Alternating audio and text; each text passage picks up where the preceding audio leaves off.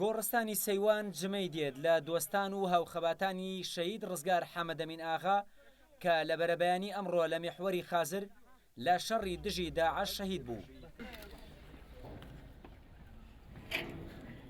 تەلەفۆنی بۆ کردم وتی وەزا چۆن لای ئێوە؟ وتم لای ئێمە وەزع باشە، بەس من لە بەرەکانی پێشوی شەڕم لە گەرمی شەڕاوین. پاش ئەوە تەلەفۆنەکەی داخستەوانێک کە هیچ نەبوو بۆی کەوان نێ بۆ لامان بەیانی سەعات حوتنی تەلەفۆنی کردبووم وتی لای ئێوە شەڕ بەس بۆ ئاگادارە نەکردم ئەوە من چوومە محوەری خازر.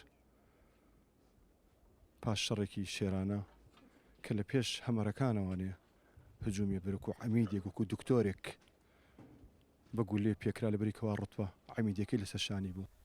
شەهید ڕزگار خاوەنی بڕوانامەی دکتۆرا بوو لە بواری پزیشکی و ماوەی 18 ساڵە لە بواری پزیشکی سەربازی بە پلەی عەمید بەرپرسی لێژنەی پزیشکی فەرماندەی لەشکری کوردستان بوو. خوێنی شەهید ڕزگار و شەهیدەکانی تری کوردستان نەبووە ئێستا من و تۆ لە سلێمانی نەمان دەتوانی شەهیدەکانمان بهێنینە گردی سەیوان و تەسلیم بە خاکیان بکەین. سلەیمانی لە مووسڵ و فەلوجە و شوێنەکانی تر خراپتری بەسەرا ئاهات، هەولێر خراپتری بەسەرا ئاهات.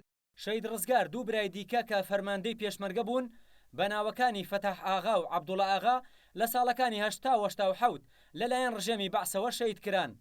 ئەم خانەوادە سەربەرزە بە درێژایی مێژوو تێکوشانێکی گەورەیان کردووە لە پێناو کوردستان. شەهید دکتۆر ڕزگار لە ئاوارەییدا ژیاوە. شەهید دکتۆر ڕزگار لە شەڕی نەتەوایەتی شاری کۆبانێدا بەشداری کردووە.